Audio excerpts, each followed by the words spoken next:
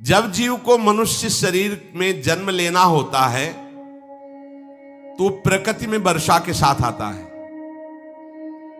प्रकृति में वर्षा के साथ आया और फसल में मूली, गाजर, गेहूं, अन्न, इनमें वो जीव प्रवेश करता है और उसे माता पिता दोनों पाते हैं। तो सप्तम धातु वीर के रूप में परिणित होता है जीव। वो वीर कण के रूप में माता के उदर में जब प्रवेश करता है तो एक रात्रि में मां का और पिता का, दोनों का वो जो वीर मिलता है, उस रज और वीर के मिलने से एक कलल सा बनता है। 5 रात्रि व्यतीत होने के बाद एक बुदबुदा सा बनता है। 10 रात्रि व्यतीत होने के बाद एक बेर की सी आकृति होती है। फिर उसके बाद उसमें धीरे धीरे मांसपेशियां बढ़ने लगती हैं। 1 महीने में उसके सिर निकल आता है। 2 महीने में हाथ पांव अंगों का विभाग होता है। तीसरे महीने में नख, रोम, अस्थि, चर्म, स्त्री पुरुष के चिन्ह प्रकट हो जाते हैं। 4 महीने में मांसादि 7 धातुएं प्रकट हो जाती है। 5वें महीने में चेतना जागृत हो जाती है। जैसे अपने चेतना, ऐसे 5वें महीने में गर्भस्थ शिशु की चेतना जागृत हो गई। जीव है पर चेतना 5 महीने बाद मां के गर्भ में जागृत। अब उसे भूख लगती है, प्यास लगती है, वहां की तापमयी जलन, पीड़ा, छोटे छोटे कीड़ों के द्वारा काटना। 6ठे मास में झिल्ली से लपटा हुआ मां की दाहिनी कोख में कीड़े की तरह तड़पता है। उस समय माता को कड़वे और खट्टे पानी की लालसा होती है, जिससे उसके अंगों में जाकर भयंकर जलन होती है। यह है भोग। वो कृमि कीड़े की तरह तड़पता है। मलमूत्र के गड्ढे में बीच में झिल्ली में बंधा हुआ वो जीवात्मा सुकुमार तो होता है, वहां के कीड़े उसे नोचते हैं छोटे छोटे, वो तड़पता है।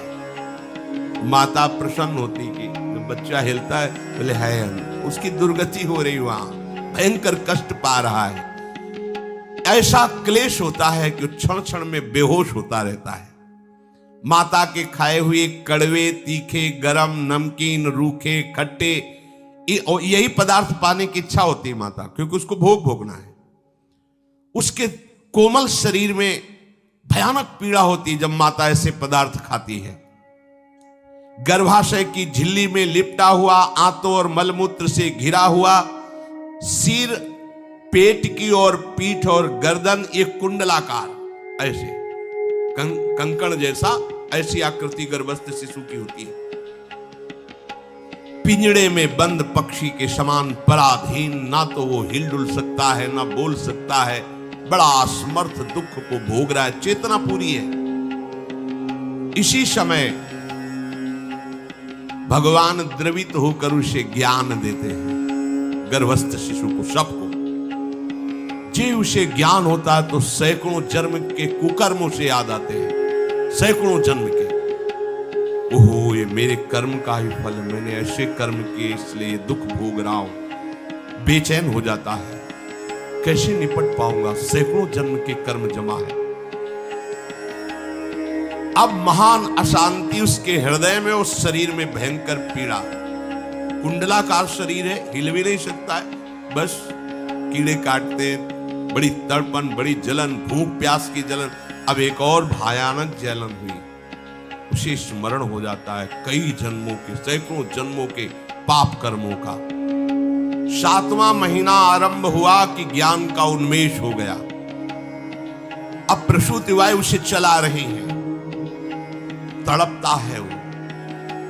सप्त धातु में स्थूल शरीर से बंधा हुआ वो जीव भयभीत होकर के पुकारता है, अगर कोई भगवान है तो एक बार मुझे यहां से निकाल दे।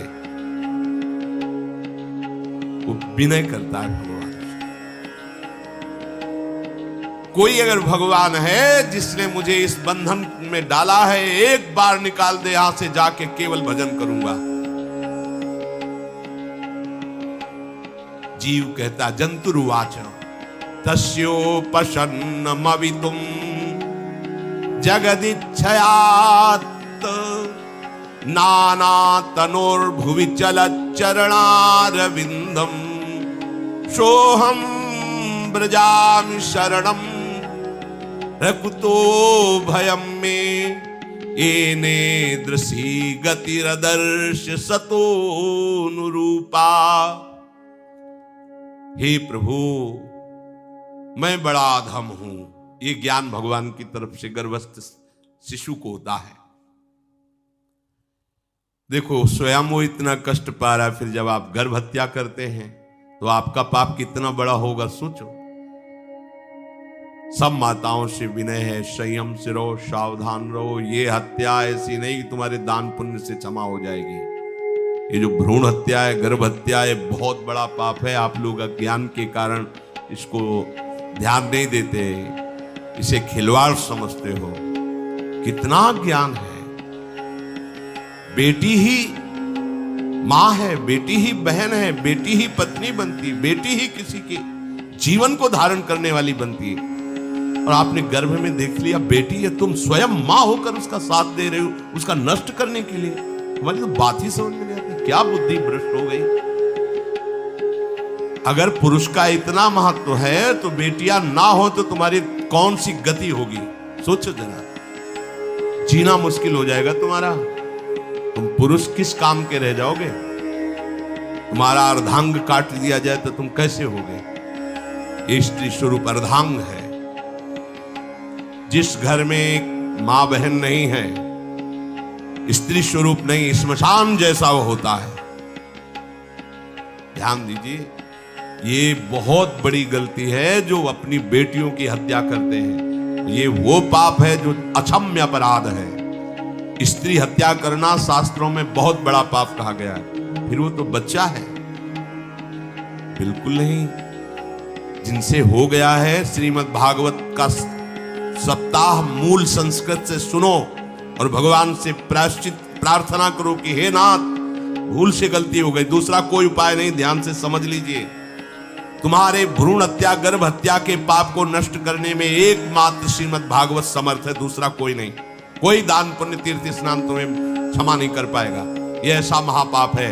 अगर हृदय में जलन करके और मूल संस्कृत के द्वारा पूरी 7 दिन में भागवत श्रवण की जाए नियम से, तो भागवत समर्थ है, इस हत्या के पाप से भी आपको मुक्त कर देगी। जिनके ऐसे हत्या हो गई हो, करवा लो, नहीं तो बुद्धि आगे भ्रष्ट करके तुम्हें हरि गुरु से विमुख कर देगा। ये पाप ऐसा नहीं कि तुम्हें 2-4 माला घुमाने से क्षमा हो जाएगा। ये महत अपराध है। सबकी समझ में नहीं आता, समझ जाओ, नहीं तो आप जहां भी हो वहीं से भ्रष्ट कर देगा। ये अपराध नष्ट नहीं होगा, श्रीमद् भागवत की कृपा से नष्ट हो जाएगा। यह हमें बहुत विश्वास है। श्रीमद् भागवत सप्ताहिकी ये है ही महामहिम। प्रेत योनि को प्राप्त धुंधकारी को सीधे भगवत पार्षद स्वरूप देकर परम पद में आरूढ़ कर दिया। केवल 7 दिन की मूल संस्कृत एक भी श्लोक नहीं छूटना चाहिए। अगर सप्ताहिकी का पारायण हो तो इस भ्रूण हत्या, गर्भ हत्या से भी निवृत्ति मिल जाए। अब वो जीव भगवान को पुकारता है, मैं बड़ा नीच अधम हूं। भगवान, आपने जो मुझे गति दिखाई है तो मेरे कर्म के अनुसार ही है, आपका इसमें कोई दोष नहीं। हम लोग जब कष्ट भोगते तो भगवान से कहते हमने तुम्हारा क्या बिगाड़ा। भगवान ने नहीं बिगाड़ा, तू खुद देख क्या बिगाड़ लिया अपना। करो पापाचरण। अब देखो, हमने तो जीवन में कोई पाप नहीं किया और कितने गर्भ हत्या की है, कितनी खिलवाड़ समझो। ये बिल्कुल भयावह चीज है, आप लोगों को नहीं। हम बार बार इसीलिए कह रहे कि भयावह वस्तु है, तुम्हें बहुत ऊंचाई से घसीट के भ्रष्ट कर देगी। बहुत होश में हो, भूल के कभी ऐसा न करना जहां तक हमारी आवाज पहुंचे, जहां तक सुनाई दे। गर्भ हत्या मत करना, संयम से रहो। इस तरह का व्यवहार मत करो कि तुम्हारा मनुष्य जन्म ही व्यर्थ चला जाए। इसमें तीनों को बराबर दंड मिलेगा। गर्भ हत्या कराने वाला, गर्भ हत्या की प्रेरणा देने वाला और गर्भ हत्या में सहयोग देने वाला, जो औषधि डॉक्टर या जो भी, तीनों को दुर्गति होगी। माता, पिता, प्रेरक और कर्ता। ऐसा नहीं कि आप डॉक्टर हो तो आपको गर्भ हत्या करने का अधिकार नहीं। आप डॉक्टर हो दूसरे के शरीर को स्वस्थ करके निरोग करने के लिए, हत्या करने के लिए नहीं। कोई भी हमारा संविधान ऐसा आदेश नहीं करता कि आप गर्भ हत्या कर दो, ना भागवतिक और ना भारतीय संविधान। ऐसा संविधान आदेश नहीं करता। अब वो जीव कह रहा है कि प्रभु मेरे योग्य ही है आपने जो मुझे दंड दिया है। मैंने सुना है कि आपकी शरण में जो आता है आप उसकी रक्षा कर लेते हैं। आपकी जो शरण में हो जाता है वो इस भूमि पर, भारत भूमि पर, विश्व पर निर्भय विचरण करता है। कोई उसे भय नहीं प्रदान कर सकता। प्रभु मैं इस माता की उदर में माया का रहस्य न जानने के कारण ऐसे कर्म किए कि मैं आ गया हूं, बहुत दुख पा रहा हूं। हे निर्विकार अखंड बोध स्वरूप परमात्मा, मैं बार बार नमस्कार करता हूं। प्रभु मेरे ऊपर कृपा कर दो, एक बार इस गर्भ से निकाल दो। मैं यहां से बाहर जाकर आपका निरंतर भजन करूंगा। ये वादा करके आए हम प्रभु से। सब प्रभु ने करुणा करके हमें चांस दिया है मनुष्य शरीर। प्रभु मैं बहुत जन्मों से इस समय स्मृति आ रही देख रहा हूं, कर्मों में भटकता रहा आपसे विमुख होकर के। ये जो मुझे अभी ज्ञान हो रहा है केवल आपकी कृपा से तत्कालिक है। तत्कालिक एक तत्कालिक वैराग्य होता है, जैसे कथा सुनियो मन में आया कि अब तो भजन ही करना है। ये तत्कालिक है, स्थायी नहीं है। इसे स्थायी बनाओ। प्रभु आप अंतर्यामी हो, आप सब कुछ जान रहे हो। तीनों तापों की शांति के लिए भक्तजन आपका भजन करते हैं। मैं देहधारी होकर जीव माता के उदर में मलमूत्र से रुधिर की झिल्ली में फंसा हुआ माता की जठराग्नि के ताप से जल रहा हूं। प्रभु एक एक क्षण में यहां विकल होकर केवल इंतजार कर रहा हूं कि किस समय मुझे यहां से निकाला जाएगा। दीन बंधु यहां से कब मैं निकलूंगा। स्वामिन आप बड़े दयालु हो। आप जैसे उदार प्रभु ने मुझ गर्भस्थ शिशु को ये ज्ञान दिया।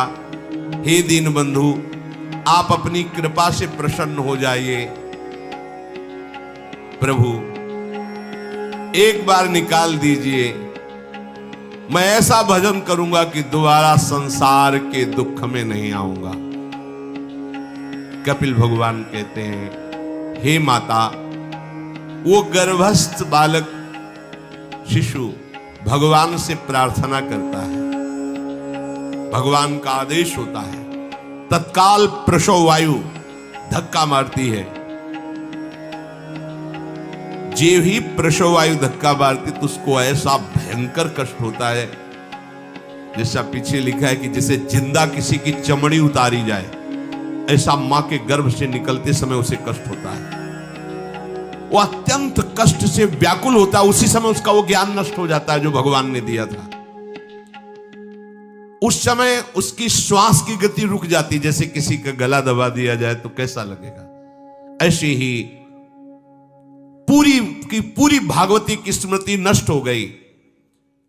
होश आया तब देखा कि वो बाहर पड़ा हुआ है, माता के उस मलमूत्र में सना हुआ बिष्ठे की कीड़े की तरह। गर्भवास में जो दिव्य ज्ञान प्रकट हुआ था भगवान की कृपा से वो सब नष्ट हो गया।